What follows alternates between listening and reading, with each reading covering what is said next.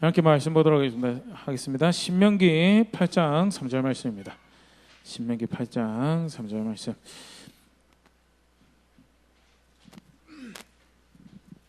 보통 요절은 그 이야기 안에서, 내용 안에서 이렇게 선택을 할 수 있으면 참 좋은데요.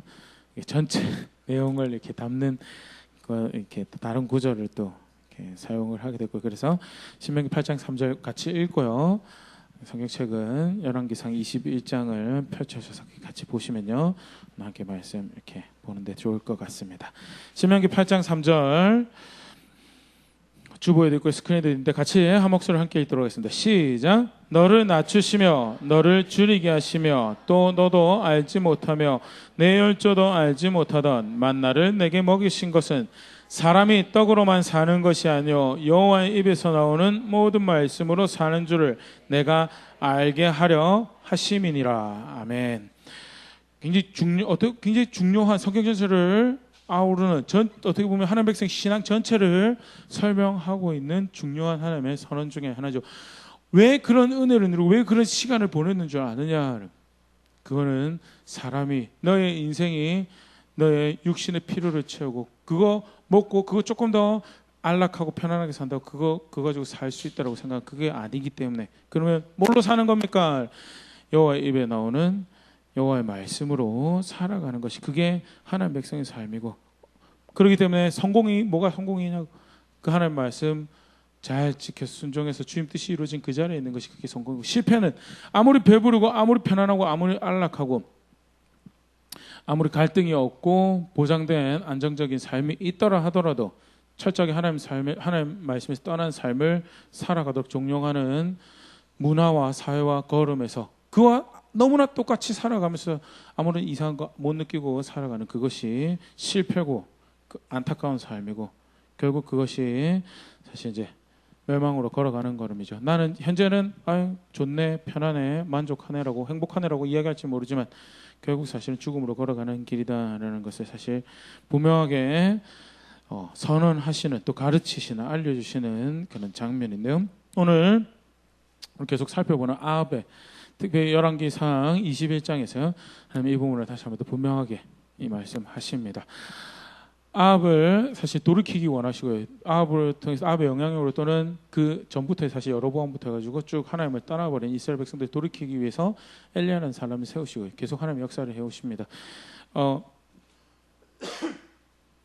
갈멜산 이후에 20장에는 엘리야가 등장을 하지 않죠. 그럼에도 불구하고 하나님은 여전히 하나님을 행해가시는 분이시기 때문에 사람에 의해서 그 일이 제한받고 그게 아니라 하나님이 목적하시고 하나님이 그 일 행해가신 가운데 하나님이 하나님의 사람들에게 열정을 주시고 하나님의 사람들에게 은혜를 주시고, 무엇보다 진실되게 하나님 앞에 서고자 하는 사람들이 그 하나님의 영광을 드러내달라 하는 것들을 우리가 계속 살펴봤었는데요. 지난주에 엘리야는 비록 없지만 하나님이 아람과의 전쟁에서 두 번의 전투에서 아합을 이길 수 있도록 인도하십니다. 무명의 선지자를 사용하셔서 알려져 있지 않는 사람의 입술을 통해 하나님의 말씀을 주시고요. 그 말씀을 따라하는 아합 가운데 승리할 수 있도록, 이길 수 있도록, 거기서 살아남을 수 있도록 놀라운 은혜를 베풀어 주시는데, 아합이 그 은혜 앞에서 자기 하고 싶은 대로 해버리죠. 그래서 자기를 죽게 할 그 자기 백성들을, 자기 백성이 아니죠, 엄격하지만 하나님의 백성을, 사실 부모가 된다는 것도 그렇고요, 교회 안에서 리더가 된다는 것도, 사회 안에서 어떤 책임을 가지게 된다는 것 자체가 사실은 굉장히 무섭고 어려운 일인데요. 내가 그걸로 인해서 누리는 어떤 꿀물들, 여러 가지 그런 걸 생각하면 사실 이제 망하게 되고요. 하나님이 그 직임을 맡겼을 때, 그 자리에 두었을 때 요구하신 게 있죠. 하나님이 하나님의 백성을 인도해 가실 때 그 뜻을 이루어가는 자리가 되어야 된다는 게 사실은 리더로 주신 자리인데요. 왕이 그 일을 하지 못합니다. 왕이 오히려 정의롭지 못하고 하나님의 말씀에 따르지 못해서 백성들을 향한 칼날을 꺾어버릴 수 있는 시간에 그것을 살려서 자기 취향 쫓아서, 자기 계산 쫓아서, 그래서 하나님이 너 심판할 거다라고 돌이키시기 위해서 은혜를 베푸시고, 분명히 하나님 살아계신 보기했지만 거기에 회개하지 못하는 아합의 모습 지난주에 살펴봤었고, 계속 동일하게 사실 이제 그런 모습들이 등장을 하게 되는데요. 아합과 관련해서 굉장히 어떻게 보면 제일 유명한 사건이 아닐까 생각되어지는데, 나봇. 간단하게 이야기하면 아합이 시금에서 그 일종의 그 별궁 같은 것이 있었던 것 같습니다. 그래서 그 자기 궁 옆에 있는 사마리아, 이제 지역적으로 볼 때 사마리아는 아니에요. 원래 수도가 있는 사마리아는 아니지만 자기 궁 옆에 나봇이라는 사람의 밭이 있는데 그냥 그 밭이 갖고 싶어요. 그 밭을 가져서 거기서 자기가 먹을 야채를 수확하고 싶은, 채소를 키울. 심지어는 뭐라고 이야기하냐면 야, 내가 더 비싼 가격을 지불하더라도 네가 원하는 다른 포도밭 줄 수 있다라고, 아니면 네가 원하는 돈을 줄 수 있다고, 하지만 나는 그 밭을 같이 원한다. 나봇이 그것을 거절합니다. 거절하게 된 이유에 대해서 계속 쭉 살펴볼 텐데요. 거절했을 때 아합이 그 거절당했다는 것으로 이 표현이 근심하고, 성경에 오늘 한국 성경에 보면요, 근심하고 답답했다는데 이 두 가지가 복합적인 감정을 표현하고 있는 건데, 하나는 실망하고 이렇게 해서 답답했다라는 그런 거예요. 하나는 분이 화가 나가지고 있잖아요. 앵거가 이렇게 두 가지를 사실 묘사하는 표현이거든요. 근심하고 답답했다라는 것이 그냥 거절당했고 그냥 순둥이가 와가지고 그냥 이렇게 등 돌리고 침대에 누워 있는 그런 모습이 아니고요. 그거 못 가져가지고 지금 억울해가지고 안달이 나가지고 밥도 안 먹고 있는 거예요. 아내 이세벨이 와가지고 왕이 어째 그렇게 하고 계십니까? 그러니까 나봇이 그거 안 줘가지고 나봇이 그거 안 판대 이래가지고 근데 이세벨이 하는 표현이 그래요. 당신이 왕이신데 당신 가질 수 있게 하겠습니다. 그래가지고 강경한 깨를 쓰죠. 그래서 이 위증을 하게 해가지고 나봇을 모함해서 자기 손도 아니고요, 백성들의 손을 빌려서 나봇을 죽게 하고요. 임자가 없는 땅입니다. 이제 왕이 가서 취하소서 해서 왕이 취하게 된, 아합이 취하게 되는데요, 하나님이 급히 엘리야를 보내시죠. 엘리야를 보내서 정말 악하다라고, 정말 악하다라고, 그래서 내가 너를 그냥 죽게 하지 않을 것이다라고 이야기를 하고요. 이렇게 심판을 이렇게 선언하시는 장면을 이렇게 이야기가 진행이 되는데요. 먼저 오늘 첫 번째, 나봇이 왜 왕에게 그 밭을 넘기지 않았는가에 대해서. 근데 이게 굉장히 사실 놀라운 고백인데, 열왕기상 21장 2절 3절 말씀을 같이 한번 읽어보겠습니다. 2절 같이 읽어볼게요. 시작. 아합이 나봇에게 말하여 이르되 내 포도원이 내 왕궁 곁에 가까이 있으니 내게 주어 채소밭을 삼게 하라. 내가 그 대신에 그보다 더 아름다운 포도원을 내게 줄 것이요, 만일 내가 좋게 여기며 그 값을 돈으로 내게 주리라. 3절입니다. 같이 읽겠습니다. 시작. 나봇이 아합에게 말하되 내 조상의 유산을 왕에게 주기를 여호와께서 금하실지로다 하니. 앞에 보면요, 2절에 아합이 더 아름다운 포도원을, 더 많은 대가를 내가 지불하고 돈을 줄 것이다, 필요하면 돈을 줄 것이다 라고. 그 사실은 나봇 입장에서는 밭을 하나 이렇게 잘 좋은 딜에 왕에게 넘겨주고 나면 어떻게 돼요? 왕이랑 종군 관계가 돼요. 원만한 관계. 안 그래도 힘이 세가지고 자기 마음대로 마구 해대는 왕이었는데, 그런 왕이랑 좋은 관계 있으면 뭐 해도 잃을 거보다는 얻는 게 훨씬 많을 거거든요. 뭐 그걸 떠나서라도 더 많은 돈을 쳐서 돈을 줄 것이고 더 가치 있는 포도원을 준다고 했을 때 뭐 사실은 우리 망고 우리 생각으로 치면 왜 그 딜을, 왜 그 거래를 미루버려 놓쳐버려라. 근데 나봇이 왕 앞에서 살아가는 것, 돈 앞에서 살아가는 것, 자기 이익을 위해서 살지 않았다라는 것을 사실 볼 수 있는 고백이 3절 고백이죠. 다시 넘겨주시면요, 여호와께서 금하시기 때문에 내가 그것을 할 수 없습니다. 내 조상들의 땅을 왕에게 넘겨주는 것을 여호와께서 금하시는 일이시기에 내가 그렇게 할 수 없습니다. 그 구약에 또 백성들이 살아가는 삶을 이해하는 중요한 모습 중에 하나가, 돈이 너무 없어서 땅을 팔 수밖에 없는 그런 상황이 있을 수도 있어요. 성경에서 하나님 그런 일을 언급을 하셨거든요. 그런데 그런 일이 발생을 하거든 가족 중에, 친족 중에 기업 물을 자라는 사람을 만드셔서 그가 그 가격을 지불하고 그 땅을 반드시 너희 가족 안에, 지파 안에, 그 족 안에, 종족 안에 가지고 있을 수 있도록, 여기 각 지파별로 땅을 나눠주셨잖아요. 그 지파 안에 가질 수 있도록 하라. 그 일이 불가능하거든 희년이 오면 그 땅을 무상으로 돌려줘서 그 땅이 내가 나눠준 그대로 그 백성의 땅이 될 수 있도록 기업이 될 수 있도록 너희가 그렇게 하라라고 하는 정해진 규칙이 있었어요. 레위기 25장 28절 같이 읽어보시죠. 시작. 그러나 자기가 자기 물을 힘이 없으면 그 판 것이 희년에 이르기까지 산자의 손에 있다가 희년에 이르러 돌아올지니 그것이 곧 그의 기업으로 돌아갈 것이니라. 분명히 우리가 볼 수 있는 것은 하나님은 그 기업 각자 하나님이 이스라엘 땅 이스라엘 아들들을 기억하고 이스라엘 기억하고 이스라엘 아들들을 기업해서 나눠준 땅에 대해서 그것이 그들의 대대의 유업이 되 기업이 되어서 그들이 살게 할 수 있는 도구가 될 수 있도록 그렇게 주셨던 것에 대해서 문제가 발생을 해요. 그 민수기 36장에 딸만 태어난 집이 있는 거예요. 슬로바앗의 딸들이라고. 결혼을 하면 땅을 못 이어봐 아버지 땅을 못 이어받으면 그 땅이 결국 이제 다른 곳으로 넘어가게 되는데 그 당시까지만 해도 아직 딸들이 이제 땅을 유업으로 물려받는 그런 제도적 장치가 없었던 모양이에요. 그래가지고 이 일을 속칭 통촉하시옵소서. 모세가 하나님한테 이렇게 이런 건수에 대해서 이야기할 때 그런 경우가 있으면 이어받을 자가 없으면 딸들이 그 기업을 이어받되 그 딸들이 다른 지파 사람들하고 결혼하지 말고 그 지파에서 결혼해서 그 땅이 그 지파 소속으로 남아있을 그 가족 소유로 남아있을 수 있도록 하라라고 명령하신 게 민수기 36장 8절 9절인데요. 같이 한번 읽어볼게요. 시작. 이스라엘 자손의 지파 중 그 기업을 이은 딸들은 모두 자기 조상 지파에 종족되는 사람의 아내가 될 것이라. 그리하면 이스라엘 자손이 각기 조상의 기업을 보존을 하게 되어 9절 그 기업이 이 지파에서 저 지파로 옮기게 하지 아니하고 이스라엘 자손 지파가 각각 자기 기업을 지키리라는. 중요한 것은 하나님이요 하나님의 백성이 살 수 있도록 그 지파가 각자 그 하나님께 주신 유업을 지켜가면서 살 수 있도록 그거는 사사로이 그렇게 거래할 수 있는 그런 땅이 아니었다라는 거예요. 뭐 굳이 왕에게 팔지 마십시오. 당신의 이익을 위해서 팔지 마십시오라고 구체적으로 명시되어 있던 건 아니지만요.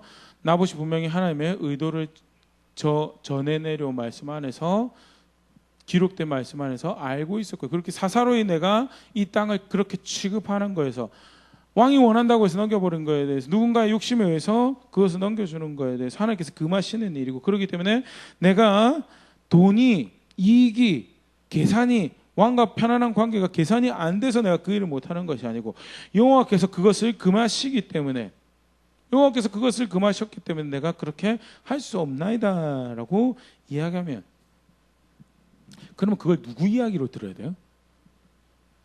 나봇이 거절한 거예요? 아니면 하나님이 거절한 거예요? 예? 그 나봇이 거절한 건가요? 하나님이 거절한 건가요? 하나님이 거절하신 거죠. 하나님이 아합이 네 욕심대로 하는 건 사실 그 앞에도 마찬가지예요. 아람 왕 살려준 거에 대해서 하나님께서 그거 너 죽을 거다라고 한 거, 그거에 대해서 내가 죄값을 물을 것이다라고 한 거, 그거 잘못했다라는 거, 그냥 단순히 그 시기에 그 선지자가 의해서 거절당하고 정죄당한 것이 아니고 하나님 말씀이 사실은 네가 네 욕심대로 사는 거 그거 아니다라고 직면을 한 건데요. 똑같은 경우에 사실 나봇을 통해서요. 사실 이렇게 묵상할 게 참 많더라고요. 예, 하나님이 하나님 백성을 통해서 어떻게 또 일하시는가라는 그런 것도 다시 생각해 볼 수 있는 부분인데 순종하는 하나님 말씀에 순종하는 나봇을 통해서 아합이 지금 뭘 마주한 거예요? 하나님의 기준을 하나님의 법을 지금 마주한 거거든요. 한 사람이 그것이 아닙니다라고 할 때 그것은 하나님 명령하신 모습에 살아간 것이 아닙니다라고 이것이 하나님 명령하신 모습으로 살아가는 겁니다라고 순종하며 설 때 주변 사람들이 그걸 통해서 뭘 보게 되는 거예요? 하나님의 거룩하심을 보게 되고 하나님의 의로우심을 보게 되는 거고 하나님은 저걸 선하다라고 하는 거 저걸 깨끗하다라고 하는 걸 보게 되는 거예요. 나봇을 통해서 사실은 나봇이 거절한 것으로 보면 절대 안 되고요. 나봇이 하나님 말씀에 순종해서 여호와가 금하시는 일이기 때문에 안 됩니다라고 한 것에 대해서 아합은 사람의 일로 그가 나를 거절했다는, 그래서 결국 이세벨을 깨기 위해서 억울하게 죽게 되죠. 하지만 정말 놀라운 그 전에 그 후에도 사실은 나봇이 별로 언급이 된 게 없습니다. 기록이 된 게 없고요. 그럼에도 불구하고 참 신실한 사람이었구나, 신실한 사람이었구나라는 것을, 그게 또 한편으로는 하나님 백성 신실하게 살아가는 모습이구나라는 것을 간접적으로 보여주는 것이요, 오늘 본문에 기록되는 나봇 선택이었는데요. 그 선택 앞에 또 순종하는 하나님 백성을 통해서 보여주고 드러나고 도전되어진 하나님 말씀 앞에서요, 아니 나는 내 욕심으로 살아갈 겁니다. 열왕기상 21장 4절 같이 읽어보겠습니다. 시작. 이스라엘 사람 나봇이 아합에게 대답하여 이르기를 내 조상의 유산을 왕께 줄 수 없다 하므로 아합이 근심하고 답답하여 왕궁으로 돌아와 침상에 누워 얼굴을 돌리고 식사를 아니하니. 네. 근심하고 답답하여 침상에 누워 얼굴을 돌리고 식사를 아니했다. 네. 저만 그런지 모르겠죠. 참 치사한, 네, 욕심 쫓아가면 그렇게 되고 맞죠. 내가 원하는 거 안 원하는 거 그거 가지고 있잖아요. 비위 맞추고 살아야 되기 때문에. 아무튼 하나님께서 금하신 일이기 때문에 그렇게 할 수 없습니다라는 이야기 들었을 때 절대 해서는 사실 안 되는 자세를 보여주면서요, 아합이 얼마나 욕심을 따라 살고 있는지. 그러면서 하는 말이 더 기가 막힙니다. 왕이여 왜 식사를 안 하십니까? 라고 아내가 와서, 이세벨이 와서 이야기를 할 때요, 열왕기상 21장 6절 말씀, 네, 이것도 같이 한번 읽어볼게요. 같이 읽고, 네, 제가 읽을게요. 제가 읽고 눈을 한번 쭉 보시면 좋겠어요. 왕이 그에게 이르되 내가 이스라엘 사람 나봇에게 말하여 이르기를 내 포도주를 나에게 주어 돈으로 바꾸거나 만일 네가 좋아하면 내가 그 대신 포도를 내게 주리라 한즉 그가 대답하기를 내가 내 포도를 내게 주지 아니하겠노라 하기 때문이로라. 하나님이 있나요? 분명히 말씀을 기록할 때 나봇이 뭐라고 했죠? 내 조상의 땅을 왕에게 주는 것은 여호와께서 금하신 것이기 때문에 내가 그렇게 할 수 없습니다라고 이야기를 했다라고 기록이 되어 있는데, 아합은 그걸 뭐라고 들은 거예요? 걔가 나한테 안 줬다. 왜? 하나님 법 같은 거는 고려도 안 하고 있거든요. 생각도 안 하고 있고요. 하나님 뭐 기뻐하시는, 하나님 뭐 즐거워하시는지는 관심도 없고 생각도 없어요. 그러니까 분명히 나봇은 이야기한 것이 여호와가 그렇게 금하신 것이기 때문에 내가 할 수 없습니다라고 이야기한 사실에 대해서요, 그는 철저하게 자기 욕심 쫓아서 자기 욕심에 의한 반응을 하고 있고요. 안 준대, 그가 안 준대라는. 이 사실 무서운 모습이, 어리석은 극을 달하는 모습인데, 근데 욕심 따라가면, 그렇게 자기 원하는 것 따라가면요, 결국 마음에 하나님이 없어서요. 로마서 2장 28절에 이야기한 거, 마음에 하나님이 없어서, 하나님 말씀이 그렇다면 좌절, 실망할 수 있어요. 내가 못하네라고 이렇게 사실 원하는 게 있다 보면 그럴 수 있죠. 예를 들어서 저도 이렇게 언뜻 보시면 이렇게 준수한 것 같지만 과체중이라고 그래가지고 이렇게 신경을 좀 쓰거든요. 너무 선 정도로 넘어가면 안 되기 때문에.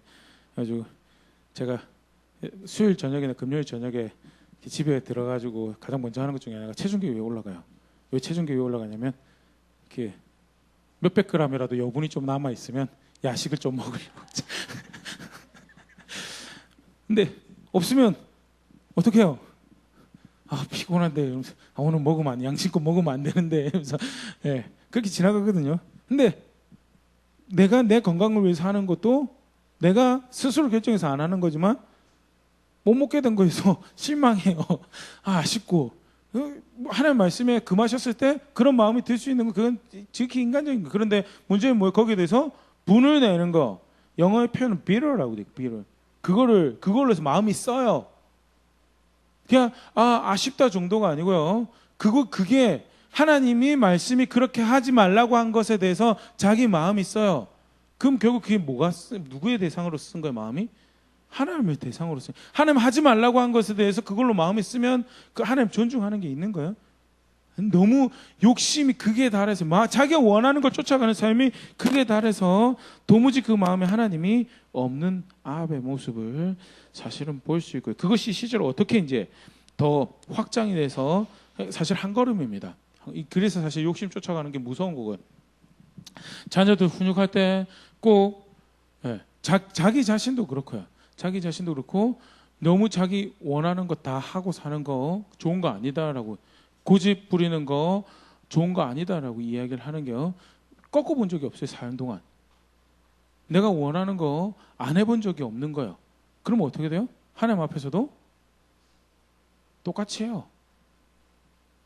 그래서 그게 고집인지 아니면 배우지 못해서 설득이 필요한 것인지 필요 보고 고집 부리고 있으면 무조건 꺾어줘라는 게 사실은 이제 이게 좋은 부모 하는 거죠.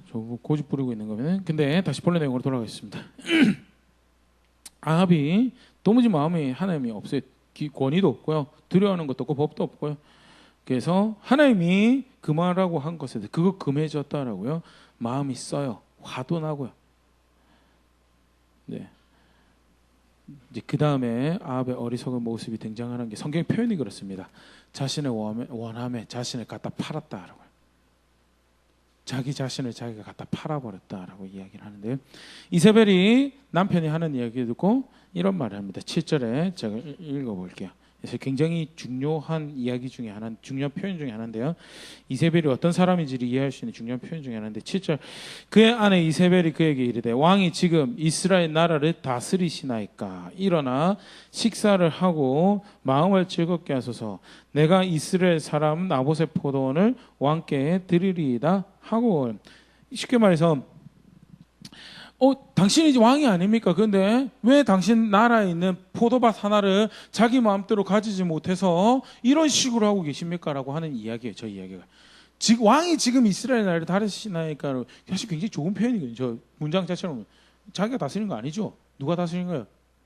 하나님이 다스리는 거예요. 자기 왕이라는 직책은 뭐예요?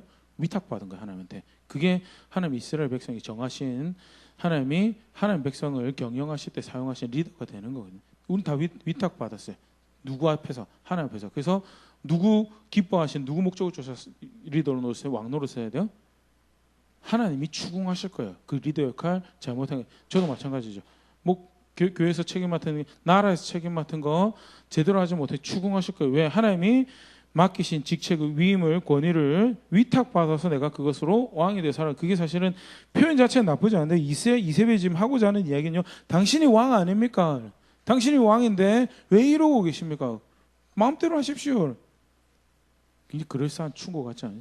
네 인생인데 네가 마음대로 해. 네 건데 네 마음대로 해. 그렇지 고마워 좋은 충고야. 사실 똑같은 모습 지금 보여주고 있는 건데요. 이세벨이 그렇게 이야기를 하고요. 나봇의 포도원을 뺏을 계략을 이렇게 합니다. 그다음에 어떤 꾀를 쓰냐면요. 8절부터 천천히 읽으면서 같이 한번 볼게요. 아합의 이름으로 편지를 쓰고 그 인을 치고 봉하여 그의 성읍에서 나봇과 함께 사는 장로와 귀족들에게 보내니. 편지를 써서 장로들에게 보내는데요. 성경 표현 뭐라고 하냐? 아합의 이름으로 편지를 썼다. 그러면 쉽게 말해서 누구 인가를 받고 지금 이 일을 하고 있는 거예요? 누구 도장 찍혔어요 지금? 아합 도장 찍혔어요. 이세벨이 꾀려내서 하는 건데 철저하게 아합의 뒷받침이 있었다라는 것을 사실은 보일 수 있고 그래서 죄를 물을 때 이세벨의 죄만 묻지 않고요. 아합의 죄도 함께 물으시는 것이 나중에 이게 모습으로 나오고요. 9절에 그 편지 사연에 이르기를 이제 이세벨 편지 내용입니다. 금식을 선포하고 나봇을 백성 가운데 높이 앉힌 후 금식을 선언한다는 것은 중한 일이 생겼다라는 것을 이제 이야기를 하는 거죠. 그래서 나봇이 속해 있는 그 동네의 장로들이 리더들이 야 우리 마을에 굉장히 중대한 일이 생겼다라고 이야기하면서 나봇을 끌고 나오라. 그러면서 10절에 불량자 두 사람을 그 앞에 마주 앉히고 그에게 대하여 증거하기를 내가 하나님과 왕을 저주하였다 하게 하고 또 그를 끌고 나가서 돌로 쳐 죽이라 하였다. 하나님과 왕을 저주했다라고 증인 2명을 세워서 위증하게 하라라고 하는 얘기. 근데 학자들이 이걸 보면서 이세벨이 율법을 아는 사람이었다라고 얘기해요. 절대 모르지 않았어요. 왜? 하나님이 백성을 정죄할 때 어떻게 정죄하라고 했죠? 증인 2-3사람을 세워서 꼭 한 명 말고 한 사람의 말로만 증인 삼지 말고 2-3사람에서 그 재판의 공정함을 기하고 그것으로 인해서 그 다음에 무슨 제목을 뒤집었어요? 하나님을 저주했다라고. 그러면 뭐예요? 이게 그 영어로 표현이거든요. 캐피탈 크라임이라고. 굉장히 나라에서 위중하게 다루는 범죄로 여기 물론 뭐요? 제 책은 죽는 거죠. 돌로 쳐서 죽는 거예요.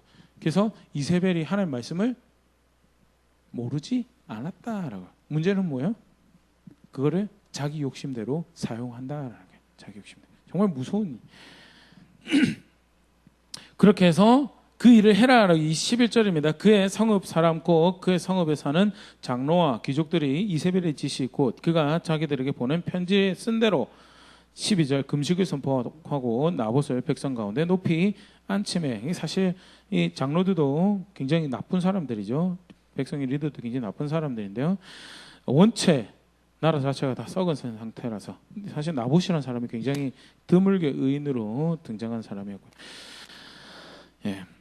그래서 왕한테는 신실한데 하나님한테 신실하지 않는 리더들인 백성의 리더. 사람한테는 신실한데 하나님한테는 신실하지 않는. 그래서 시킨 대로 합니다. 13절 때 불량자 두 사람이 들어와 그 앞에 앉고 그 백성 앞에서 나봇에 대해 증언하여 이르기를 나봇이 하나님과 왕을 저주하였다며 무리가 그를 성읍 밖으로 끌고 나가서 돌로 쳐 죽이고 14절 이세벨에게 통보하기를 나봇이 돌에 맞아 죽었나이다 하니. 그래서 이런 일이 순식간에 벌어집니다. 근데 악한 거잖아요. 정말 악한 거거든요. 자기가 죽여도 악한 건데요. 사실 이 비슷한 경우가 다윗에 있는데 다윗이 제가 정말 죄질이 나쁜 게 뭐냐면 그 햇사람 우리아를 죽일 때 어떻게 죽이죠? 우리아 한 사람만 사실은 지목해서 죽여도 굉장히 나쁜 짓인데요. 우리아 한 사람을 표 안 나게 죽이기 위해서 그 주변에 있는 여러 군대를 하나님 백성들을 그냥 그렇게 죽여요. 그리고 그것도 다른 사람의 손을 빌려서 그렇게 죽이기. 사실 굉장히 죄질이 나쁜 건데 뒤에서 조작하고 꿰쓰고 그걸로 해서 다른 사람 또 손을 더럽히고 하는 굉장히 악한 일인데 쫄래쫄래 이제 이세벨이 옵니다. 그 일을 아합한테 보고합니다. 15절 이세벨이 나봇이 돌에 맞아 죽었다며 듣고 이세벨이 아합에게 이르되 일어나 그 이스라엘 사람 나봇이 돈으로 바꾸어 주기를 싫어하던 나봇의 포도원을 찾아오소서. 나봇이 살아있지 아니하고 죽었나이다. 16절 아합은 나봇이 죽었다며 듣고 곧 일어나 이스라엘 사람 나봇의 포도원을 차지하러 그리로 내려갔더라. 이게 정말 그 욕심을 쫓아가서요. 비양심적이고 감각이 없다라는 걸 사실 적나라하게 볼 수 있는 건데 그 앞에 사실 왕이고요. 아무리 자기가 원하던 포도밭이지만 나봇이 죽였으면 왕인데 뭐라고 물어봐야 돼요? 처음에 정상적인 왕이라면 어떻게 죽었냐고, 왜 죽었냐고, 내가 몇 달 전에 보고 왔는데 또는 내가 몇 주 전에 보고 왔는데 내가 며칠 전에 보고 왔는데 왜 어떻게 죽었냐고, 왜 죽었냐고. 근데 뭐예요? 포도원이 욕심인 거야. 그래서 왕으로 책임지고 섬기고 살아야 되는 백성들보다는 자기가 원하는 포도원이 목적이 되니까 그 포도원 주인 자리 공석입니다. 이제 차지하시면 됩니다라는 이야기에 무슨 일이 벌어졌는지 사실은 더 본문 정황으로 봤을 때 아합이 자기 도장 왕 도장 찍어줬으면 모를 수가 없어요. 왕명으로 인쳐서 편지가 발송됐으면요 그 내용은 모를 수가 없고요. 자기는 손 더럽히지 않았던 게 사실 도친 개친이고 유유상종이죠. 이세벨이나 아합이나 똑같은 건데.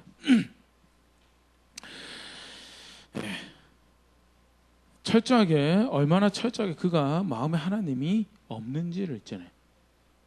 얼마나 철저하게 욕심 쫓아서 자신의 감각의 만족을 쫓아서 살아가는지를 보여준. 절대 사실 그렇게 살아서는 안 되는 정말 더럽고 양심적이고 무감각하고 짐승 같구나라는 것을 적나라하게 보여주면 절대 이렇게 살아서는 안 되는구나라는 걸 보여주는 대목인데 로마서 1장 12절 같이 읽어보겠습니다. 시작. 또한 그들이 마음에 하나님 두기를 싫어하며 하나님께서 그들을 상실한 마음대로 내버려 두사 합당하지 못한 일을 하게 하셨으니.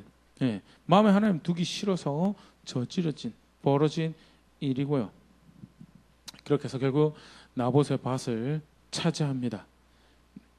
하나님이 엘리야를 급히 보내시죠. 그래서 흥미롭습니다. 20절 21절 아합이 엘리야에게 이르되 내 대적자여 네가 나를 찾았냐 대답하되 내가 찾았노라. 엘리야가 나타나니까 아합이 있잖아요. 뭐라고 그러냐면 나의 대적자여. 이 사람이 생각하는 세계관 자체가 있잖아요. 자기가 중심이고 자기 욕심이 중심인 거예요. 자기가 원하는 게 중심이. 그러니까 그거에 이렇게 부합하지 않는 말을 하거나 선택을 하는 사람 다 누구예요? 대적자야. 기준이 조금이라도 하나님이 있으면 어떻게 돼요? 하나님 있으면 하나님 보시기에 하나님 말씀 따라서 옳고 그름을 했느냐가 이슈가 되는 거예요. 그러면 엘리야를 향해서 절대 좀 그런 말을 할 수는 있겠죠. 야, 너 때문에 좀 힘들었다. 뭐 이런 이야기는 뭐 인간적인 표현이 사실 그것도 굉장히 사실 조심스러운 표현이에요. 왜냐하면 정말 자기 중심적인 표현이거든요. 하나님 보시기에 잘했냐 잘못했냐가 사실은 그게 판단의 기준인데 네가 나를 대적해서 나를 힘들게 하는 그게 네가 나를 찾는다고 그러는데 무슨 일이냐라고 하는 이야기는 지금 이게 정말 사실 부끄럽고 안타까운 모습인데 아합이 지금 가지고 있는 모습이 그리고 그가 살아가는 모습 왜 그런 일들이 벌어지는 걸 적나라하게 보여주고요. 엘리야가 그다음 말합니다. 내가 찾았노라. 네 자신이 이제 하나님이 아합에게 전하시는 말이죠. 너 자신이 너가 너를 팔아서 여호와 보시기에 악을 행하였다라고. 네가 팔아넘겼다라고. 네가 네 손으로 너를 죄에 팔아넘겨. 네가 네 손으로 하나님을 대적하는 자리에 팔아넘겨서 네가 너 자신을 죽는 자리로 팔아넘겼다라고. 21절 여호와의 말씀이 내가 재앙을 내게 내려 너를 쓸어버리되 내게 속한 남자는 이스라엘 가운데 매인자나 노인자를 다 멸할 거야. 내가 그 죄에 대해 책임을 물을 것인데 그 일을 자초한 게 누구냐? 너다라고요. 이게 중요한 성경에서 가르치는 말씀 중에 한데 생각나시는 게 혹시 하나 있으신가요? 저는 보다 보니까 비슷한 표현을 하는 그 전에 가인에게 하나님 하신 말씀이 있으세요. 가인에게 창세기 4장 7절 같이 한번 읽어보겠습니다. 시작. 내가 선을 행하며 어찌 낯을 들지 못하겠느냐? 선을 행하지 않냐면 죄가 문에 엎드려 있느니라. 죄가 너를 원하나 너는 죄를 다스릴지니라. 죄를 다스리라고요. 죄를 다스려. 하나님 그게 애시당초 사람에게 원하시고 기대하셨고 그리고 나는 너를 그렇게 만들었으니 계속해서 살아가는 선택하는 모습이 선을 선택하고 하나님 형상으로 하나님 영광을 나타내는 걸 선택하고 그런 자리에서 살아가지 죄에게 너 자신을 내버려 두지 말라라고. 너를 삼키기 원하는 그래서 궁극적으로 삼키면 어떻게 돼요? 어디로 데려가요? 죽음으로 가죠. 결국 죽음. 당장은 만족스러운 것 같은데 당장 쾌감이 있는 것 같은데 결국 죽음으로 거기에 너 자신을 팔아넘기지 말라는데 하나님이 아합에게 하시는 표현은 네가 너 자신을 팔아넘겼다라고. 네가 네 자신을. 예. 그래서 자신의 어리석음으로 욕심으로 스스로를 팔아넘겨요. 스스로를 팔아넘기고 죄를 하는 대적하는 거고요. 자기 자신만 죽는 것이 아니라 하다못해 아합은 기회가 있었어요. 맞죠? 자기 아내를 막을 기회가 있었어요. 아내가 그렇게 할 때 도장 내놓으라고 할 때 무슨 편지 썼는데 나 이렇게 썼는데 아무리 내가 마음이 좀 하겠지 이런 짓은 절대 하면 안 된다라고 막을 수 있는 기회가 아니 그 전에 나봇이 그런 이야기를 했을 때 여호와께서 금하시는 겁니다라고 했을 때 사실은 뭐예요? 그게 기회가 있었어요. 돌이킬 기회가. 그거를 돌이킬 기회로 삼지 않았어요. 자신 욕심 쫓아가면서요. 자신 욕심 쫓아가면서 그 철저하게 하나님의 대적할 기회로 삼고 결국 자신뿐만 아니라 자신의 모든 가족이 하나님 앞에서 죄 있다. 여기 뭐 은총을 입을 백성으로 사실 출발했죠. 아합도요. 절대 오해하면 안 됩니다. 아합도 아브라함의 자손입니다. 아합도 아브라함의 자손이고요. 특별히 놀라운 은총 가운데 왕이 될 수 있는 그런 은총을 누렸던 은혜를 누렸던 사람인데요. 예, 자기 자신을 팔아넘겨 욕심으로. 한 가지만 좀 같이 이렇게 짚고 넘어가려고 그러는데요. 이제 신약에도 사실 등장하게 되는 이름 중에 하나인데 이세벨의 악함에 대해서 속칭 예전 한때는 막 이세벨의 영이라고 그런 표현을 사용했었는데 이세벨의 영 같은 건 없습니다. 이세벨의 영 같은 거 바리새인 영도 바리새인 영이라는 거 없고요. 영어로 스피릿 오브 제자벨 하면요. 사실 해석을 제대로 하면 한국식으로 하면 영으로 해석하면 안 되고요. 정신이라든지 철학이라든지 자세로 해석을 하는 게 그게 사실 영어 뉘앙스를 잘 살린 거. 그래서 이세벨 같이 살아가는 이세벨처럼 생각하고 이세벨처럼 살아가는 모습을 이야기를 하는 거예요. 이세벨 영이라는 건 존재하지 않고요. 또 바리새인 영 같은 경우도 예수님이 소용했던 좋은 표현이 있어요. 바리새인의 누룩이라고요. 바리새인 누룩이라고 표현하신 게 있죠. 그래서 이세벨이 헝겊은 건데, 그러면 도대체 뭘 이 사람이 잘못했길래 두고두고 신약에서 사실 계시록에 똑같은 이름이 언급을 한 번 더 되거든요. 이 악한 모습을 있는지 한번 이렇게 또 살펴보고 이렇게 넘어가려고 그러는데요. 이세벨에 대한 평가가 이렇습니다. 열왕기상 21장 25절 26절에요. 25절 제가 한번 읽어볼게요. 예로부터 아합과 같이 그 자신을 팔아 여호와 앞에서 악을 행한 자가 없었다라고. 그런데 어떻게 그런 일이 벌어졌는가? 그의 아내 이세벨이 충동하였다.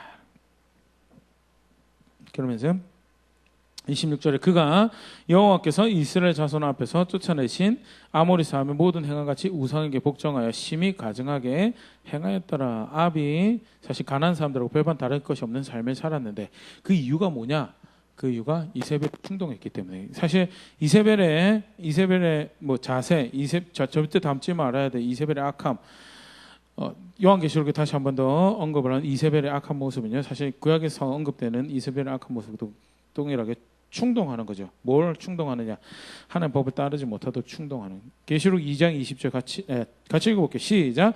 그러나 내게 책망할 일이 있노라. 자칭 선지자란 여자 이세벨을 내가 용납함이니 그가 내 종들을 가르쳐 꿰어 행음하게 하고 우상의 제물을 먹게 하는도다. 특정 개인으로 이세벨을 지칭할 수도 있는데요. 동시에 이세벨로 이렇게 대표되어지는 사실은 악한 모습을, 그래서 그 여자를 이세벨을 칭하는 그런 표현도 될 수 있어서요. 보면 무슨 일을 하느냐, 그 여자 이세벨이 종들을 가르쳐 꿰어 행음하게 하고 우상의 제물을 먹게 하는도다. 근데 행음하게 하고 우상의 제물을 먹게 하는 거 단순히 그냥 쾌락져서 악한 일을 했다라기보다는요, 뭘 한 거 일단은요, 그걸 선택하려면요, 하나님이 하지 말라라고 한 것을 넘어가야 돼요. 하나님이 하라 하지 말라 한 것을 깨뜨리고 그것을 무시하고 그것을 집어던지고 그걸 넘어가야 되는, 결국 사실은 이세벨이 하는 일이 뭐냐, 하나님 주신 법인데 기준인데 이렇게 사는 것이 정당한 것인데 라고, 이렇게 하는 것이 아합으로 치면 왕이 해야 되는 일인데 라고 하나님께서 규정하신 것들인데 그것을 옆에서 충동해서 하지 않도록 만드는 그런 일을 하는 거예요. 분명히 신약교회 같은 경우, 요한계시록 같은 경우는 교회에 하시는 말씀이, 신약교회가 뭐 따라가야 돼요? 예수님 말씀 따라가야 되죠. 예수님 말씀하신 거 따라가고 그 본 쫓아가고 그 안에서 거룩한 것, 예수님이 심지어는 예수님 말씀 더불어서 율법의 1.1획도 땅에 떨어지지 않고 다 성취될 것이고, 그거 취향에 안 맞는다고, 입맛에 안 맞는다고 조금씩 떼내면 뭐라고 일컬어질 거라고요? 천국에서 가장 작은 자로 일컬어질 거다라고. 사실 그런 게 존재하지 않죠. 예수 믿는다고 하면 하나님을 아버지로 안다라고 하면서 그렇게 살아가는 그런 신앙 존재하지 않는다라고 이야기를 하시는 건데요. 근데 그거 넘어가도록 만들어요. 그게 사실 이세벨이 한 가장 악한 모습이죠. 아까 읽었던 구절인데요. 열왕기상 21장 7절 같이 한번 읽어볼까요? 시작. 그의 아내 이세벨이 그에게 이르되 왕이 지금 이스라엘 나라를 다스리나이까. 일어나 식사를 하시고 마음을 즐겁게 하소서. 내가 이스라엘 사람 나봇의 포도원을 왕께 드리리이다 하고. 지금 이스라엘을 다스리시나이까. 네가 왕이 아니냐. 네가 왕이 아니냐. 아합 입장에서는 그렇지, 내가 왕이지, 고마워. 네가 나의 자존감을 나의 자신감을 되찾아주는구나라고. 진짜 그렇게 쉬워요. 네 인생인데 하고 싶지 않은 거 하지 않아도 돼. 네가 하고 싶은 대로 살아. 그럼 어떻게 보통 그런 충고해주면 고마워. 고마워. 내가 하고 싶은 대로 할게. 부부끼리 자기가 하고 싶은 대로 해. 물론 다 나쁘지 않을 수도 있습니다. 그냥 이렇게 좀 배려하는 측면에서 하는 표현에서 이건 절대 그게 아니죠. 부부관계에서는 이게 죄지으라고 하는 이야기고요. 그거는 충원이 아니고 사랑의 이야기가 아닌데요. 근데 사람의 욕심을 쫓아 살면요, 그게 사랑의 이야기로 들려요.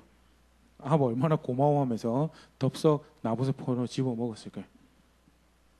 반대로 이세벨이 완전히 이방 여인이지만 라합처럼 신실하게, 그래가지고 하나님 말씀 존중하고, 왕이여 지금 무슨 짓을 하십니까? 금식하십시오. 회개하시고 죄를 뒤집으십시오. 그 욕심이 생각에서 머리에서 떠나갈 때까지 어떻게 탑 위에 올라가십시오라고 뭐 아니면 뭐 그런 이야기를 했었으면 아합이랑 이세벨이랑 편했을까요? 아합 쫓아냈겠죠, 이세벨. 예, 이게 사실 똑같은 건데 있잖아요. 근데 이세벨의 낙함 다시 조금 더 집중을 해서요. 그게 사실 충원이 아니고요, 사랑이 아니에요, 성경에서. 인간관계에서는 그게 사랑이라고 이야기할 수 있죠. 그런데 사실은 하나님은 그거 거짓이라고 이야기하고요. 속이는 거고요. 그게 사실 미혹하는 거고요. 악을 행하는 건데요. 근데 한 가지 더 같이 볼게요. 사실 근데 그게 사랑으로 보여요. 세상 살아갈 때는. 내가 원하는 것 쫓아가는 세상 문화에서는 그게 사랑으로 보이고요. 네, 성경에서 뭘 하나 같이 보면 좋냐면 있잖아요. 바울이 고린도후서 11장 13절에서 15절 이야기를 하면서요. 사단이 세상 사람들 눈에 자기를 어떻게 소개하는지에 대해서. 배경은 그렇습니다. 바울이 하나님의 명령 쫓아서 하나님의 말씀 따라서 열심히 사역을 하고 있는데 바울이 사역하는 모습이 그 당시 교회에서 볼 때도 어리석어 보이는 거야. 그렇게 이렇게 막 좀 가가지고 우리로 치면 그렇죠. 쉽게 말해서 검은색 벤츠 같은 거 타고 와가지고 목사님 오십니까라고 하면 그거 막 우르르 따르고 막 말하면 사람들이 끔뻑끔뻑 넘어가고 막 해가지고 막 울고 나뒹굴고 뒤집어지고 그러면 슈퍼 사도 속칭 슈퍼 사도 슈퍼 목사 그럴싸하게 사역하는 것 같고 월세도 제대로 못 내가지고 힘들고 자기 가족 건사하기도 참 힘들고 그러면 허무할 만한 사역의 모습이 아니고 근데 실제 바울이 지금 모습이 그래요. 바울이 두들겨 맞고 갇혀 있고 욕 먹고 힘들어 돼 있으니까요.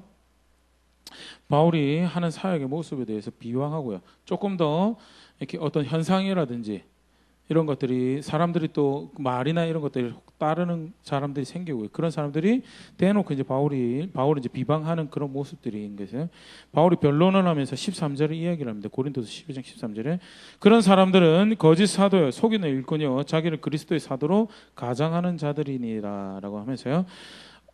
내가 하나님의 말씀 쫓아서 가는 것에 대해서 적어도 같이 말씀 쫓아가지 못하면서 비방하고 그릇된 자세로 사람들을 오히려 그 마음을 미혹해서 다른 길로 가도록 만드는 것에 대해서 그게 뭐냐? 그게 거짓 사도고 그들이 그리스도의 사도로 가장한 것이다. 그런데 부연 설명을 하는 표현이 이렇습니다. 14절에 이것은 이상한 일이 아니니라 사단도 자기를 광명의 천사로 가장하나니 이러면서 사단이 하는 모습이 사역하는 모습이 뭐냐면요. 이 사탕 먹으면 달콤할 거야. 마녀가 와가지고 백설공주한테 이 사과를 보이면서 맛있어 보이지. 이건 너를 행복하게 해주는 사과가 될 거야. 백설공주 보고 어떻게 해요? 먹죠. 이 할머니는 정말 나를 아끼고 사랑해서 정말 맛있어 보이는 사과를 나에게 주는구나. 근데 뭐예요? 독 묻은 사과고요. 죽이려는 의도로 내주는 거예요. 근데 사단이 하는 짓이 뭐냐면요.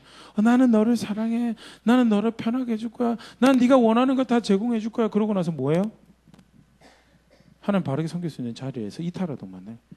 그리스도를 머리로 알고 그리스도를 주로 알고요. 그리스도의 말씀을 따라가는 자리에서 이탈하도록 만들어요. 사단 입장에서 너무 쉬워요. 왜? 예수님 따라가는 너무 좁은 길이다 보니까요. 이쪽 저쪽 헛발질만 조금 하게 만들면요. 그냥 다 튀어나가요. 그래서 스스로를 뭐라고 표현해요? 나는 빛을 보여주는 나는 사랑의 천사고 광명의 사고 그럴싸해 보이지 그리스도의 사도 같지 근데 사단도 그 짓 하는 거고 그 사람들 그리스도의 사역자 같지만 절대 너희로 하나님의 말씀을 순종하여 그리스도의 길로 걷지 못하게 하면 그게 거짓 사도고 거짓 선생이다는 15절에 그러므로 사단의 일꾼들도 자기를 의의 일꾼으로 가장하는 것이 또한 대단한 일이 아니니라 그들의 마지막은 그 행위대로 되리라. 의의 일꾼으로 가장하는 거 그거 빈번하게 있을 것이다라고. 실제로 그렇죠. 실제로 빈번하게 있습니다. 실제로 빈번하게 있는데 별로 대단한 거예요. 마지막에 이미 결정되어 있고 그런 식으로 절대 하면 안 된다라고 이야기하는 것이 바울이 그 당시에도 속이는 그 당시에 주의 길을 갈지 못하도록 하는 모습에 대해서 이야기하면서 원래 사단이 하는 일이 그렇다. 원래 악한 영이 하나님과 하나님의 백성을 대적해서 하는 일이 뭐냐? 그럴싸하게 포장해서 속여서 마음에는 그게 흡족해요. 여기 중고등부 학생들 계시고 청년들 계시지만요. 막 하기 싫은 게 있어요. 하기 싫은 게 지금은 공부가 하기 싫은 중고등 한 명도 없으리라 믿어 의심치 않지만 왜 이 공부를 해야 돼요? 왜 이런 짓을 해야 됩니까? 왜 이런 참음이, 왜 이런 수고를 해야 됩니까? 그래도 그 참음이 너에게 헛되지 않을 거야. 그 참음이 너에게 좋을 거야. 뭐 하는 거냐고 지금. 원래 다 그렇게 가는 거라고. 근데 옆에서 누가 그래 힘들지 그럼 그만둬. 네 인생이지 뭐. 네가 하고 싶은 거 하면 돼. 그래? 내 인생은 내가 하고 싶은 거야 내가? 그래 그럼 되지. 네 인생인데. 그러면 얼마나 그 조언이 고맙고 사랑스럽고 정말 나를 사랑하는 사람은 너밖에 없을 거야라고 이렇게. 그게 아합과 이세벨 사이에 벌어진 게 이세벨의 악함이 뭐냐고요. 가짜인데 거짓인데 그럴싸하게 들리게 만들어서 결국 하나님에 따르는 수고와 고난과 인내를 땀 흘리는 것을 못하도록 만드는, 내 욕심을 구체적으로 죽여보는, 내가 원하는 악한 원함을 거절해보는, 꺾어보는 그런 일들을 못하게 하는 게 사실 이세벨이 하는 짓이고요. 예수 믿었는데 구원받았지. 그러면서 뭐요? 가서 그러니까 네가 만나고 싶은 여자 만나. 네가 돈 벌고 싶은 대로 돈 벌고 네가 하고 싶은 대로 먹고 싶은 거 먹고 살아라고. 왜? 구원받았잖아. 그게 행음하게 만들고 우상의 제물을 먹도록 만들었던 신학이 이세벨이 하는 짓이었고요. 그걸 성경에서 말하는 이세벨의 악한 영향력이고 악한 방식은 뭐 관련해서 한 가지 더 보면요. 신명기 13장 5절 그래서 이런 이야기를 하셨습니다. 그 전에 선지자 굉장히 좋습니다. 하나님이 주시는 은혜로운 선물을 가지고 하나님 백성들을 인도하는 그런 자리에 있는 사람이죠. 꿈꾸는 자도요. 사모하십시오. 꿈도 꾸시고 예언도 하시고 방언도 하시고 하나님께 주신 선물 사모하시고 그걸 통해서 그리스도 몸을 세워가시는 이들을 많이 사모하시고 하십시오. 그런데 굉장히 중요한 기준을 하나 이야기를 하시는데요. 신명기 13장 5절 같이 읽어보겠습니다. 시작. 그런 선지자나 꿈꾸는 자는 죽이라. 이는 그가 너에게 너희를 애굽 땅에서 인도해 내시며 종되었던 집에서 속량하신 너희의 하나님 여호와를 배반하게 하려 하며 너희 하나님 여호와께서 내게 행하라 명령하신 도에서 너를 꿰어내려고 말하였음이라. 너는 이같이 하여 너희 중에서 악을 제하였지니라. 왜 그 앞에 어떤 선지자냐면요, 예언한다라고 해서 이 말씀이 하나님부터 왔다라고 하면서 뭐 하냐면 그 전에 주셨던 말씀을 따르지 못하도록 하는 거예요. 그 전에 주셨던 말씀을 모세를 통해서 선지자를 통해서 주셨던 말씀을 따르지 못하도록 하는 선지자, 꿈꾸는 자 분명히 있을 거다라고. 환상을 봤다라고 하면서 예언을 이야기한다면 이것이 주의 말씀이다라고 이런 감동을 주셨다라고 이야기하면서 궁극적으로 뭐 하는 자들이냐, 하나님을 배반해서 순종하지 못하도록 하는 자들이 분명히 있을 것이다. 근데 네 손으로 제거해라. 네가 제거해야 될 악이다라고. 하나님 말씀 순종하지 못하도록, 말씀 따라가지 못하도록 하는 악을. 심지어는 그 다음에는 누구도 나오냐면 있잖아요. 친구도 나와요. 선지자도 죽이고요. 꿈꾸는 자도 죽이고요. 친구도 죽이고 형제도 죽이고요. 뭐 할 때 하나님 말씀 따르지 못하도록 하되. 왜? 그게 그만큼 네 삶의 치명적인 독이 될 거다라는. 너도 망하게 하고 네 자식들도 망하게 하고 네 가족도 망하게 하고 결국 죽는 길로 가면서 돌이키지도 못하게 하는 일들이 벌어질 거다라고. 그래서 제거하라라고 하는 게요. 그게 결국 하나님 말씀대로 살지 못하도록 꿰는 무리고요. 이세벨이 하는 짓이 사실 그렇죠. 그래서 사실 이세벨의 영 뭐 또는 그런 표현들을 한 번씩 들어보셨을 텐데 교육에서 참 많이 예전에 썼던 표현인데요. 성경적이지 않은 표현이고요. 굳이 사용할 필요도 없는 표현이고, 혹여 그런 표현을 사용하게 되면요, 사실 이런 이해 가운데 사용해야 되지 어떤 뭐 특정 영이 있어서 이세벨의 영이 있는 건 절대 아니, 그 성경적인 이해가 아닌 거에 대해서 다른 세계관의 이야기하고 있는 게 정리를 해주시면 좋을 것 같고요. 그래서 결국 다시 이제 본래 이야기에 돌아가겠습니다. 하나님이 엘리야를 통해서 아합을 내가 너 그 죄의 책임을 물을 거고 너의 가족들에도 그 책임을 물을 거고 여로보암의 집을 끝장을 봤던 것처럼 내가 너희 집도 끝장을 볼 것이다라고 이야기를 하십니다. 그런데 정말 흥미로운 이야기예요. 그 다음에 이까지 하면 여기서 끝나도 굉장히 그래 죄 지었지 그래서 벌 받지 나쁜 사람이고 절대 이렇게는 하지 말아야 될 거다라고 이야기를 하는데요. 한 문장 하나 에피소드 더 들어 있어요. 굉장히 참 저도 설교 준비하면서 고민을 참 많이 왜 이것을 기록하셨을까? 열왕기상 21장 27절 27절부터 29절 조금 길긴 한데요. 그래도 같이 읽어볼게요. 시작. 아합이 이 모든 말씀을 들을 때 그의 옷을 찢고 굵은 배로 몸을 동이고 금식하고 굵은 배에 누우며 또 풀이 죽어 다니더라. 28절 여호와의 말씀이 디셉 사람 엘리야에게 임하여 이르시되 29절 아합이 내 앞에서 겸비함을 내가 보느냐 그가 내 앞에서 겸비함으로 내가 재앙을 저의 시대에는 내리지 아니하고 그의 아들의 시대에야 그의 집에 재앙을 내리리라 하셨더라. 분명히 당장 죽이실 것처럼 피바다를 정말 적나라하게 이번에는 이야기하시 죽이는 표현 자체도 적나라하게 이야기하시거든요. 근데 아합이 그 이야기를 들을 때 쉽게 말해서 옷을 찢고 굵은 배로 몸을 동이고 금식하고 굵은 배로 누우고 풀이 죽어 다녔다는 거는 뭐예요? 무슨 말이에요? 사실 엄격하게 따지면 이건 회개는 아니에요. 회개는 돌이켜야 되는 거예요. 근데 이 자세 자체가 뭐냐면 성경 29절에 이야기한 것처럼 내 앞에서 겸비했더라. 이게 하나님 말씀 앞에서 겸손한 거야. 너 죽는다라고 했는데 뭐 그러시든지요. 저는 그래도 저거 먹어야 되겠는데, 저는 그래도 저거 가져야 되겠는데, 저는 그렇게 살아야 되겠는데, 그럼 뭐예요? 그게 강팍하고 완고 교만한 거고요. 죽는다라고 하니까 뭐예요? 이 일을 어찌합니까? 이 일을 어찌합니까? 라고 뒤집어 쓰고 안타까워 정말 죽을 사람처럼 풀이 죽어서 다니고 어떻게 하면 이런 상태를 모면해보고 금식하고 그게 겸비한 거고요. 제가 왜 회개가 아니라고 그랬냐면 그 다음에 보면 아합이 별로 회개한 것 같지는 않아요. 그 다음에 삶을 보면 별로 회개한 것 같지 않아서 회개했다라고 이야기는 할 수는 없는데요. 분명한 것은 하나님 여기서 표현한 것처럼요. 그 말씀 앞에서 겸손해요. 그 말씀 앞에 그것이 실제 그것이 삶의 기준이 되고 척도거든요. 그것에서 정죄받았을 때 어떻게 돼요? 무너지는 거예요. 아, 나는 망한 사람이구나. 나봇의 포도밭을 가졌는데도 그럼에도 불구하고 뭐요? 하나님 말씀이 그를 죄에 있다라고 할 때 무너져요. 깨져버려요. 망가진 상태로 저는 망가진 사람입니다라고 은총이 필요하고 은혜가 필요한 존재입니다라고 망가져요. 그게 뭐냐? 그게 겸손하고요. 하나님 뭐 보셨다고요? 그거 보시고요. 내가 그 당대에는 멸망시키지 않겠다라고. 이게 정말 엄청난 이야기거든요. 자칫 잘못 읽으면 있잖아요. 하나님 이랬다 저랬다가 갈피를 못 잡으시네요. 갈대 같은 마음이시네요. 아니요. 하나님 어떤 분이시냐면요. 죽을 기가 하더라도요. 돌이키면 다시금 말씀 앞에 겸손하게 서서 살 길을 구하면 어떻게 하시겠다고요? 내가 살게 하겠다고 하고. 나 섬길 만한 하나님 아니냐고. 그러니 뭐 하라고요? 돌이키라라고. 돌이키라. 나 살게 하는 하나님. 내가 얼마나 너희가 살기를 원하는 하나님인 줄 아느냐라고. 그러니 어디로 돌아와요? 하나님 말씀으로 돌아오는 거야. 하나님 말씀으로.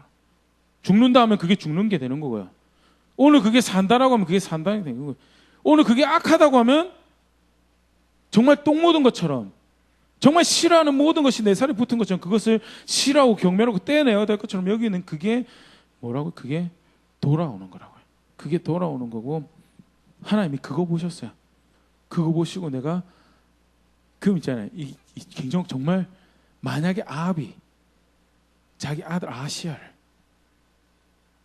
이때부터 지근지근 밟고 조져가지고 하나님 말씀 두려워하고 어떻게 해서든 하나님 존중하도록 살도록 다그치고 가르쳤다면 그 아들 때 이르러서 또 어떤 일이 벌어질까요? 내가 아합에게 약속한 그 심판 내가 아시아 봐서 그 뒤로 넘기겠다고. 실제로 사실 그런 일이 벌어져요. 므낫세 때 하나님이 더 이상 다윗에게 참고 기다렸던 거 못 참겠다. 더 이상 못 참겠다.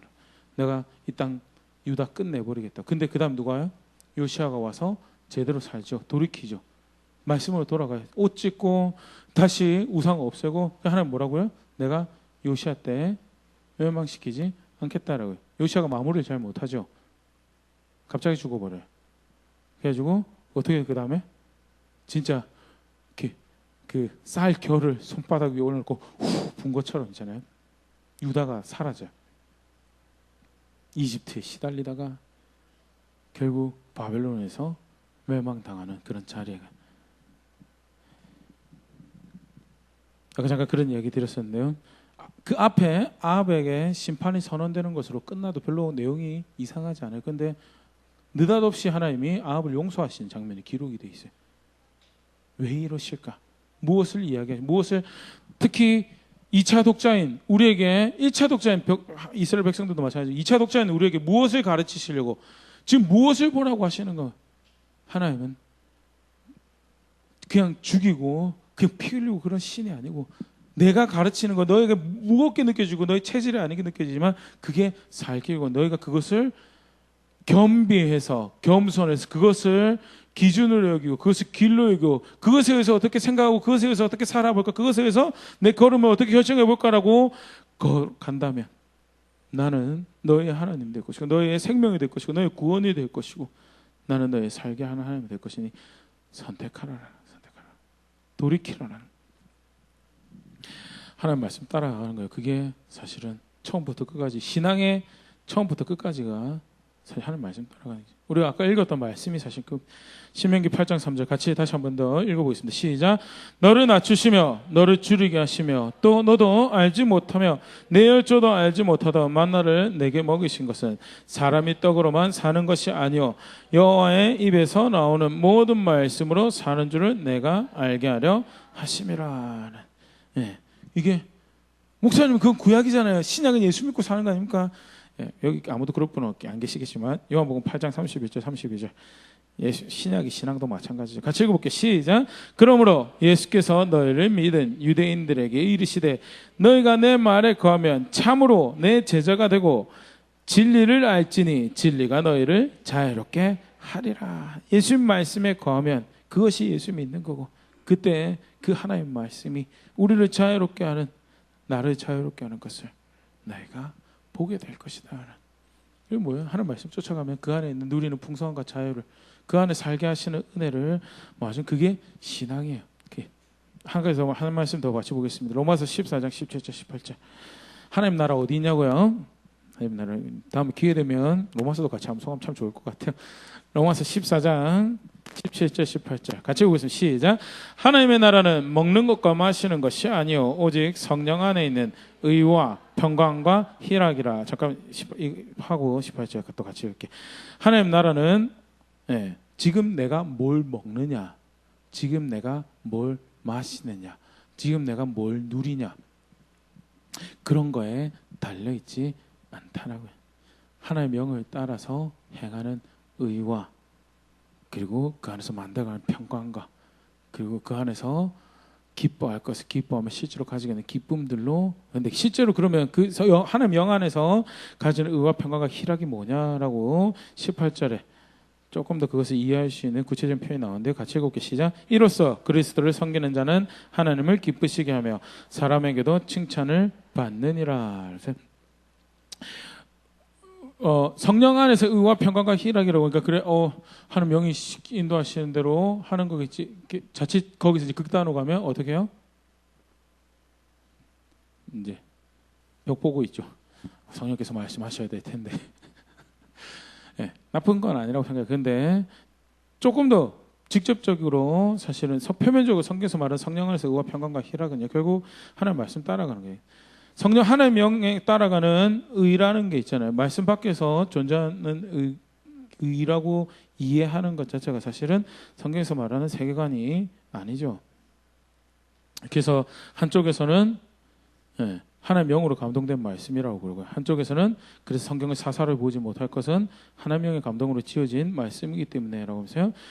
기록된 말씀에 이면에는 하나님 영이 계시고 하나님 영은 그 인도해 가시는 곳이 하나님 말씀과 다르지 않는 곳인 것에 대해서 오히려 그래서 깨닫게 하시는 것이다라고 신약 성경의 뭐죠? 신학적인 표현으로는 조명이라는 표현을 사실은 많이 쓰는데 비춘다라는 표현을 하나님 영 안에서 그 은혜와 그 능력으로 행하는 의와 그리고 그걸로 인해서 가지는 하나님 다스림 평강이죠. 대표적인 의미 사실 결국 그래서 가지는 하나님 평강 다스림이고 그걸로 인해서 기뻐하는 그것이 하나님 나라 가지는 거예요. 그게 하나님 나라고요.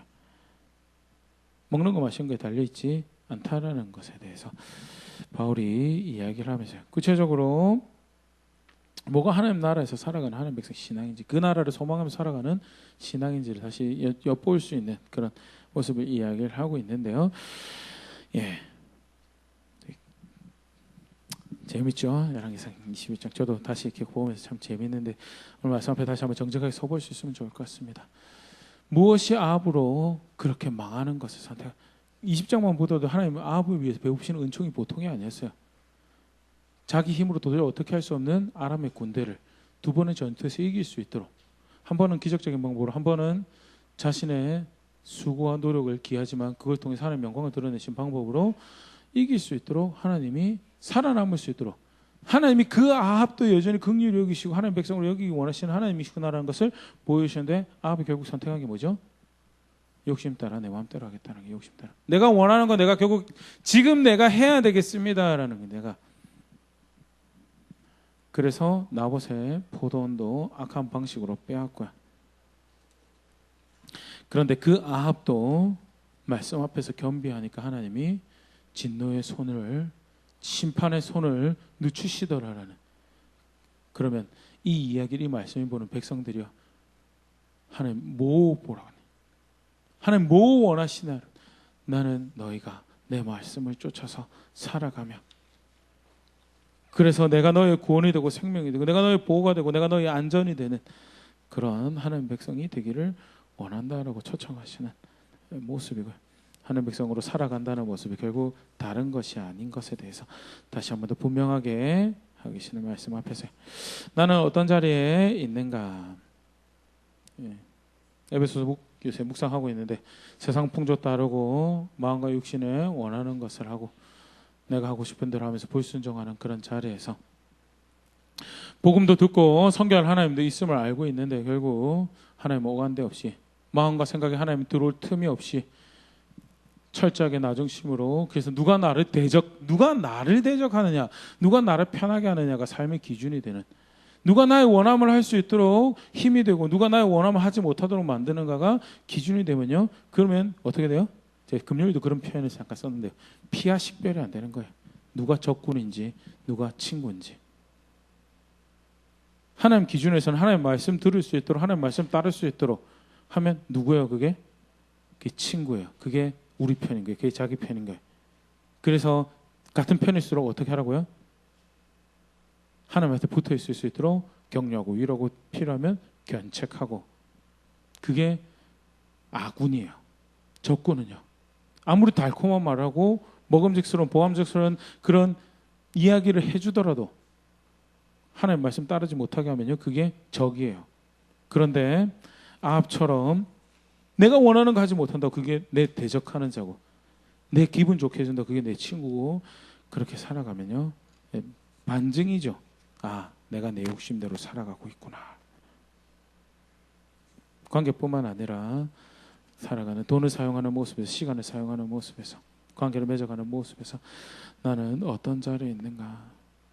내가 죽을 길을 선택해서 혹시 내 자녀들에게, 내 가정에도 그런 악한 영향을 미치고 있는 부분들은 없는가?